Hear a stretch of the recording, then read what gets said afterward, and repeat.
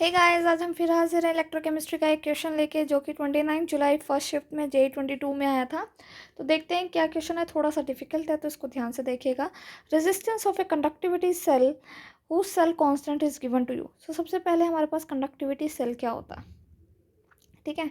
तो जैसे कि आपको पता है सेल क्या होता है, उसके अंदर एक एनोड होता है, कैथोड होता है ना। तो इसके अंदर भी क्या होता है, एक एनोड होता है और एक क्या होता है, कैथोड होता है। Okay, so this is anode and cathode.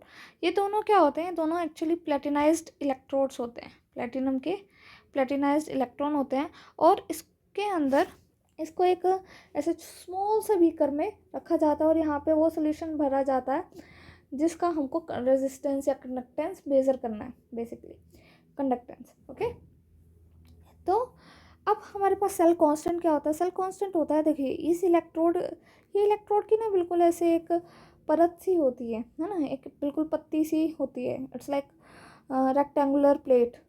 Okay, तो इसका कुछ एरिया होगा है ना, और इन दोनों इलेक्ट्रोड्स के बीच का कुछ डिस्टेंस होगा।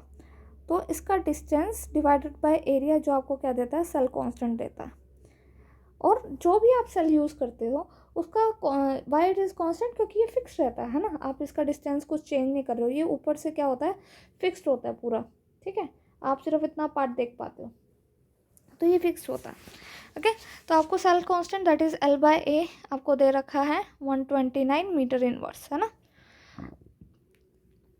अब ये जो कंडक्टिविटी सेल है, देखिए इसके अंदर हमने क्या फिल किया हुआ है, 74 point parts per million solution दे रखा है KCl का, और उसका रेजिस्टेंस आता है 100 ओम। तो आपके पास दो सॉल्यूशन है, देखिए इसको हमने वन सॉल्यूशन लेबल कर दिया। तो सॉल्यूशन वन में क्या है, KCl है, कितना है 74.5 पार्ट्स पर मिलियन।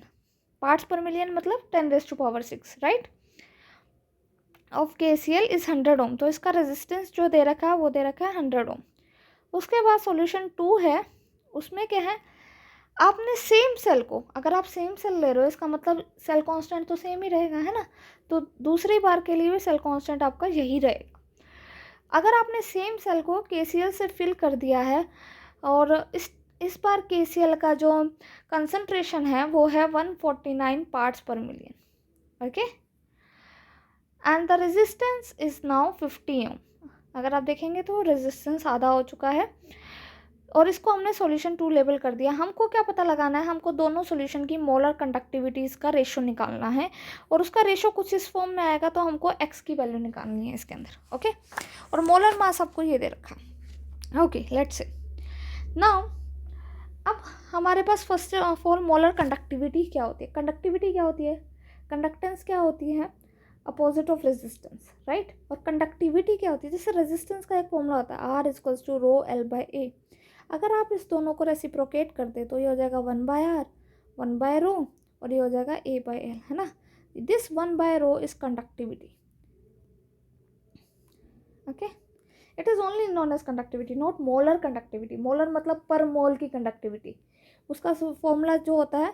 अब मोलर कंडक्टिविटी क्या होती है, एक मोल की कंडक्टिविटी कितनी होगी, है ना, in a given ml of solution, ठीक है। तो मोलैरिटी क्या होती है, मोलैरिटी होती है number of moles of solution इन पर लीटर, ये आता है mls में। तो इसलिए इसका जो 1000 है वो ऊपर चला जाता है, क्योंकि आप कन्वर्ट करते हो उसको m/1000।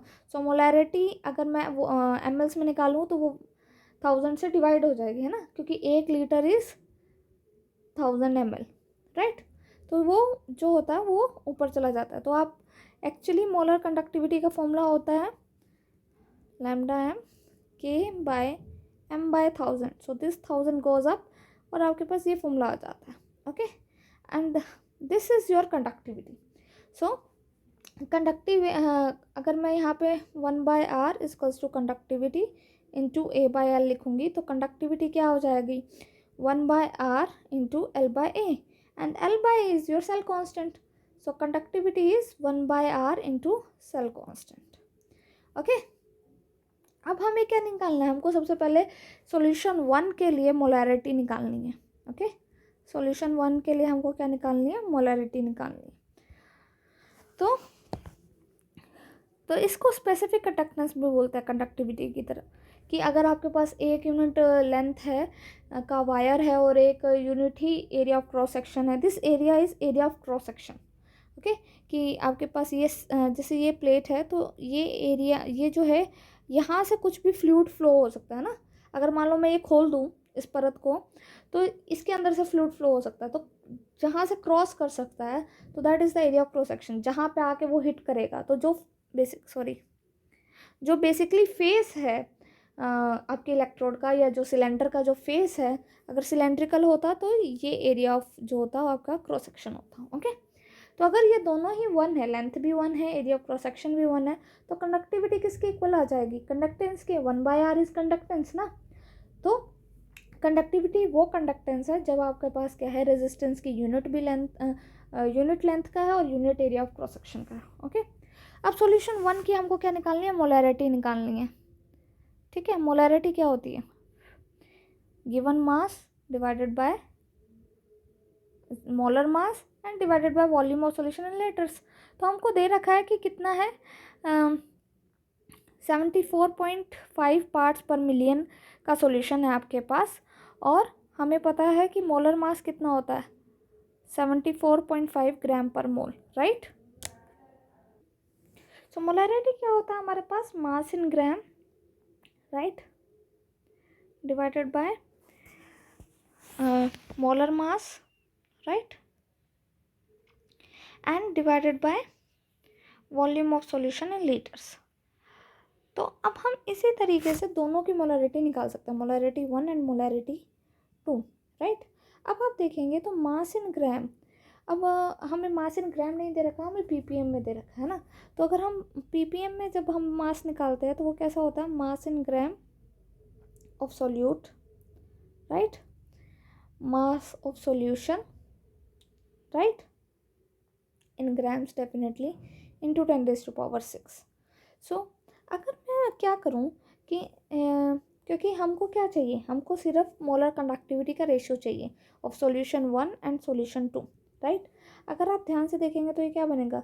K1 into 1000 divided by M1, similarly K2 into 1000 divided by M2। 1000 से 1000 कैंसिल हो जाएगा, K1 बाई K2 क्या हो जाए? इंटू M2 बाई M1 हो जाएगा, है ना। ठीक है, तो हमको क्या चाहिए? हमको तो रेशियो चाहिए दोनों की मोलैरिटीज़ का, है ना। तो अगर आप दोनों की मोलैरिटीज़ का रेशियो लोगे, ठीक है, तो अगर आप करते हैं M2 बाय M1, सॉरी या M2 बाय M1, तो ये हो जाएगा mass in gram of second divided by molar mass, right, which is same, and divided by volume of solution in liters, that is also same. So it is mass in gram of 1 divided by molar mass divided by volume of solution in liters. तो ये तो cancel ही हो जाएगा, क्या बचेगा हमारे पास? सिर्फ mass in gram of second, mass in gram of first, solution first, right. अब आपको ग्राम्स में कैसे निकालना है? अब हमें पता पार्ट्स पर मिलियन का अगर मैं रेशियो लूँ फर्स्ट सॉल्यूशन का डिवाइडेड बाय सेकंड सॉल्यूशन का, सेकंड का भी सेम ही बनेगा, उसमें भी क्या होगा? सॉल्यूशन और 10⁻⁶ कैंसिल हो जाएगा, तो ये आ जाएगा mass in gram of solute first divided by mass in gram of solute second, isn't it. मैं यहाँ पे लिख देती हूँ mass in gram of second solution divided by mass of solution, जो कि कैंसिल हो जाएगा, है ना, क्योंकि सेम होगा मास ऑफ सॉल्यूशन तो ये कैंसिल हो जाएगा, है ना, 10⁻⁶ भी। तो अगर आप देखेंगे mass in gram of first solution, mass in gram of second solution directly किसके इक्वल आ रहा है? Parts per million in first, parts per million in second. तो मैं M2 बाय M1 को यहाँ पे लिख सकती हूँ parts per million in 2 divided by parts per million in first, ठीक है। तो हमारी जो मोलर कंडक्टिविटी का जो फॉर्म रेशियो है वो क्या हो जाएगा? K1 by K2 into M2, यानी कि parts per million in second solution divided by parts per million in first solution. तो कितना है parts per million in second solution? 149 picometer, sorry parts per million, और ये है 74.5, right. So 149 parts per million divided by 74.5 parts per million, तो ये हो जाएगा 2 डायरेक्टली, है ना। So K1 divided by K2 sorry into 2। अब आता है K1 बाय K2। सो अगर आपने ध्यान से देखा हो K किसके इक्वल है 1/r into L by A which is a cell constant, जो कि कॉन्स्टेंट है। तो K1 बाय K2 अगर मैं लूँ वो भी क्या हो जाएगा 1/r1/r2 into L by A. L by A cancel हो जाएगा। So K1 by K2 is actually equals to R2/R1, right, isn't it?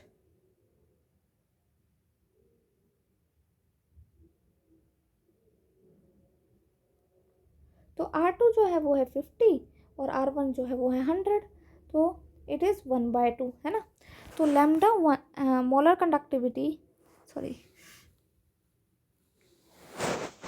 molar conductivity of first divided by molar conductivity of second will be 1/2 into 2, right। अब 1/2 into 2 क्या होगा, so 1/2 is 0.5 into 2 which is 1, right। Now this 1 can be written as 1000 into 10⁻³ क्यों लिख रहे हैं हम इसको ऐसे, क्योंकि जो आपका आंसर है वो इसी फॉर्म में है। λ1/λ2 इज x इंटू 10⁻³ तो अगर आप 1000 इंटू 10⁻³ लिखेंगे तो भी 1 ही बनेगा। तो इसका मतलब ये जो x है वो क्या है 1000 है। So the correct answer is 1000। Okay, so ऐसे ही और वीडियोस के लिए चैनल को लाइक करें, सब्सक्राइब करें, शेयर करना बिल्कुल मत भूलें, बेल आइकन ज़रूर दबा दीजिएगा। ओके, और अगर आपको कोई भी डाउट है इस क्वेश्चन से रिलेटेड या किसी और क्वेश्चन से रिलेटेड, आप उसे कमेंट सेक्शन में ज़रूर लिखिएगा। Okay, till then thank you, bye bye, take care.